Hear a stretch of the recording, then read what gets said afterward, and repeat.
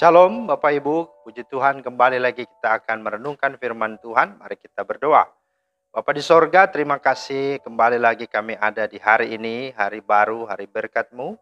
Kami mohon supaya Tuhan memberkati kami melalui firman Tuhan yang akan kami renungkan sebagai dasar dan landasan kami menjalani hari ini. Mohon hikmat pengertian Roh Kudus, di dalam nama Tuhan Yesus kami berdoa. Amin. Firman Tuhan kita terambil dari Kisah Rasul 3 ayat 6. Tetapi Petrus berkata, emas dan perak tidak ada padaku, tetapi apa yang kupunyai kuberikan kepadamu.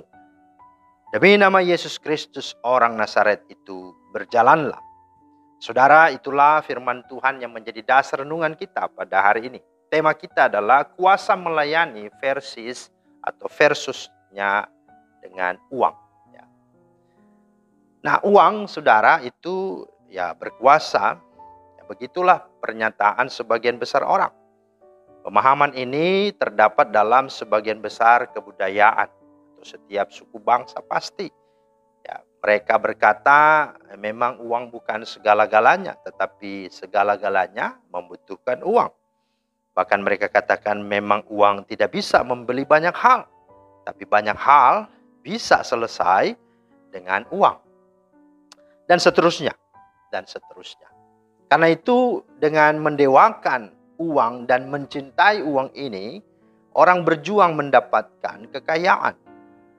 Bahkan seringkali mengorbankan integritasnya sebagai pribadi yang tentu dikenal baik. Supaya dapat hidup di tempat nyaman yang mereka sukai. Dan memperoleh semua yang mereka inginkan. Akhirnya pribadi yang tadinya terkesan baik tidak lagi menjadi baik. Nah, di tengah budaya yang memuja uang tanpa terkecuali juga ada orang Kristen. Bahkan gereja bisa dapat terjerumus dan melakukan hal yang sama. Sebagian orang menggunakan uang untuk mengendalikan keluarganya. Bahkan ada juga yang mengancam akan berhenti menyumbang untuk gereja bila keinginannya tidak terpenuhi. Bahkan juga ada gereja tidak mau lagi melayani dan mendukung pekerjaan Tuhan hanya karena keuangan gereja berkurang. Nah, saudara, betapa berbedanya dengan Yesus dan juga dengan murid-muridnya. Yesus yang adalah pencipta langit dan bumi, yang empunya sorga dan segala kekayaan alam semesta, dia memiliki kuasa atas segala-galanya. Kuasanya atas penyakit, dia pakai untuk menyembuhkan orang sakit. Kuasanya atas laut, dia pakai untuk melenyapkan ketakutan manusia, meneduhkan badai itu. Kuasanya untuk mencipta dan memelihara, dia pakai untuk memberi makan ribuan orang. Kuasanya atas dosa, dia pakai untuk mengampuni dan menebus orang berdosa. Namun bahkan kuasanya atas hidupnya sendiri, dia juga korbankan dan pakai untuk menyelamatkan manusia berdosa. Seperti saudara dan saya ini. 2 Korintus 8 ayat 9 menyaksikan dan meneguhkan itu, dikatakan dia yang kaya rela menjadi miskin supaya oleh kemiskinannya kita diperkaya. Bahkan 2 Korintus 5:21 dengan tegas juga berkata, dia yang tidak mengenal dosa telah dibuatnya menjadi dosa karena kita, supaya dalam dia kita dibenarkan oleh Allah. Yesus berkuasa atas segala sesuatu. Namun dia menggunakan kuasanya itu bukan untuk dirinya, melainkan hanya untuk melayani orang lain. Perhatikan, dia yang dipanggil Tuhan dan Allah oleh para rasul dan oleh kita semua, memiliki hati seorang hamba. Dia mengosongkan dirinya menjadi sama dengan manusia. Dia membasuh kaki para rasul, para murid, bahkan rela menderita memberikan nyawanya menjadi tebusan bagi dosa-dosa umat manusia. Dan ketika Petrus dan Yohanes berjumpa dengan orang lumpuh di bait Allah yang sedang meminta uang kepada mereka, kata Petrus, emas dan perak tidak ada padaku, tetapi apa yang kupunyai kuberikan kepadamu. Demi nama Yesus Kristus orang Nazaret itu, berjalanlah. Nah, saudara, ini menyandarkan bahwa tentu pelayanan pekerjaan Tuhan bukanlah diukur, bukanlah ditentukan oleh uang.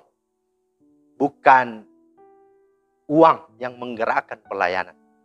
Tapi Tapi pelayananlah yang pada akhirnya yang justru akan membawa orang untuk bisa memberi, untuk bisa mengadakan sesuatu hal-hal di luar, bahkan jauh dari harta dan nilai uang itu sendiri. Uang itu saudara adalah baik.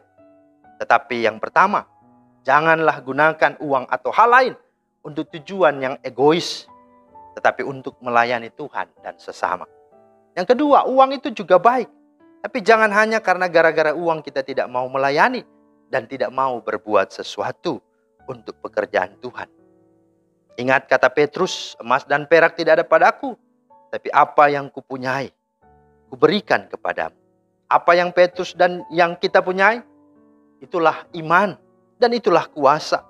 Kita punya iman dan kuasa di mana itu adalah harta rohani dan hak istimewa yang dari pada Tuhan. Mari kita pakai itu. Mari kita sungguh-sungguh lakukan itu secara benar hanya untuk memuliakan Tuhan. Semakin banyak kita beriman, kita melayani Kristus, bahkan semakin kita hidup dengan kuasanya, maka akan semakin sedikit kita melayani keinginan diri kita sendiri. Dan dengan demikian akan semakin nyata juga perkara-perkara ajaib dan perkara-perkara yang gagah perkasa akan terjadi di dalam hidup kita dan pelayanan kita. Bukan karena uang kita. Karena itu pertanyaannya adalah, percayakah engkau akan hal ini? Dan maukah engkau melakukannya? Kiranya Tuhan terus menolong dan memberikan kita keberanian untuk beriman dan memakai kuasa itu untuk melayani Tuhan sekalipun tidak ada uang. Tuhan Yesus memberkati. Amin. Terima kasih Tuhan atas firman-Mu. Mohon supaya Tuhan mengubah cara pandang kami. Dan terlebih Tuhan memberi kami hati yang melekat kepadamu. Karena Engkaulah sumber dari segala berkat. Sehingga seluruh pelayanan kami bukan digerakkan oleh harta benda dunia ini. Tetapi sesungguhnya semua digerakkan oleh hati yang mengasihi Tuhan. Hati yang melayani apa yang dikatakan pekerjaan-pekerjaan Tuhan. Maka hal-hal yang heran, hal-hal yang ajaib sungguh nyata melampaui dari nilai dari harta dunia ini. Demi Kristus Yesus kami berdoa. Amin. Demikianlah firman Tuhan hari ini, kiranya menjadi berkat dan memampukan kita terus melayani Tuhan. Amin. Tuhan Yesus memberkati. Shalom.